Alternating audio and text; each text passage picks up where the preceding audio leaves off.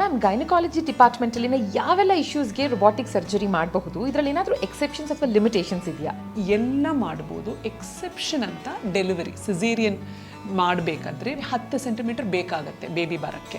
But ಮಿಕ್ಕಿದ ಎಲ್ಲ surgeries, that is ನಿಮಗೆ ಗರ್ಭಕೋಶ ತೆಗೆಯೋದು, ಇಲ್ಲ ಅಂಡೆ ಸಂಚೆಯಲ್ಲಿ ಗುಳ್ಳೆ ಎತ್ತು ಅದು ತೆಗೆಯೋದು, ಇಲ್ಲ ಫೈಬ್ರಾಯ್ಡ್ಸ್ ಅಂತ ಹೇಳ್ತಿರೋದು ಒಂದು ಗಡ್ಡೆ ಥರ ಬರುತ್ತೆ ಅದು, ಇಲ್ಲ ಎಂಡೋಮೆಟ್ರಿಯೋಸಿಸ್, ಸರ್ಜಿಕಲಿ ಏನೇನು ಕ್ಯಾನ್ಸರ್ ಕ್ಯೂರ್ ಮಾಡಬಹುದು ಅದು, ಇಲ್ಲ ಈವನ್ ಸಮ್ಟೈಮ್ಸ್ ಪ್ರೊಲ್ಯಾಪ್ಸ್ ಅಂತ, ದಟ್ ಇಸ್ ಅದು ಯೂಟ್ರಸ್ ಕೆಳಗೆ ಬರೋದು, ಇಲ್ಲ ಯೂರಿನ್ ಬ್ಲ್ಯಾಡರ್ ಮಾತ್ರ ಕೆಳಗೆ ಬರೋದು, ಹಂಗಿರೋದು ಸರ್ಜರಿಗೆಲ್ಲ ಸ್ವಲ್ಪ ಮೆಶ್ ರಿಪೇರ್ ಅಂತ ಮಾಡ್ತೀವಿ.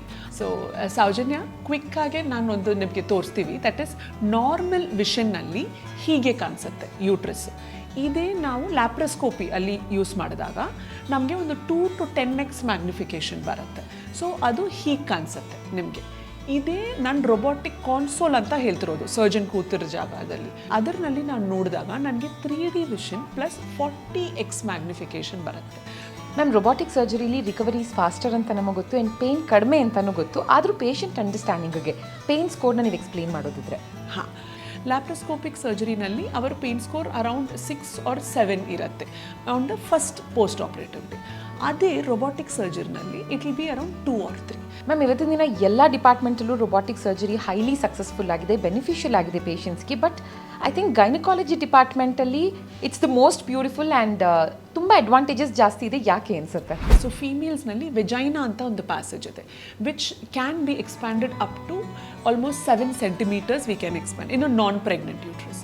ಸೊ ಏನಾಗುತ್ತೆ, ಆ ಜಾಗದಲ್ಲಿ ಏನಾದರೂ ತೆಗಿಬೇಕು, ಗರ್ಭಕೋಶ ತೆಗಿಬೇಕು, ಇಲ್ಲ ಏನಾದರೂ ಗುಳ್ಳೆ ತೆಗಿಬೇಕು ತುಂಬ ದೊಡ್ಡದಾಗಿ, even I have removed up to 1.2 kg masses through the vagina. So ಮೇಲೆ ಅಂತ ಜಸ್ಟ್ 8 mm ಇನ್ಸಿಷನ್ಸ್ ಮಾಡ್ತೀವಿ ಹೊಟ್ಟೆನಲ್ಲಿ. So that is only to put in our instruments, camera ಹಾಕೋಕ್ಕೆ.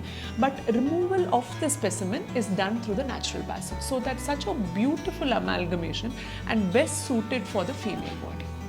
ಮ್ಯಾಮ್ ರೊಬಾಟಿಕ್ ಯೂರೋಗೈನಕ್ ಪ್ರೊಸೀಜರ್ಸ್ ಅಂತ ಬಂದಾಗ ಇಡೀ ಭಾರತದಲ್ಲೇ there are just 5 to 6 of them who do it, and ಅದರಲ್ಲಿ ನೀವು ಒಬ್ಬರು, and also you're one among top 7 robotic surgeons of South India. Ma'am, what does it take to be in the top? 3 things ಅಂದರೆ always stay curious, keep reading, and most important, stay humble. You're never too old or too senior to learn anything new. Ma'am, but still ಒಬ್ಬರನ್ನ whom you look up to as your inspiration, who would that be? Nam mentor who I work with, Dr. Mohan Keshwamurthy, who is the one who introduced me to the world of robotics. So I definitely look up to his work ethics and his leadership skills.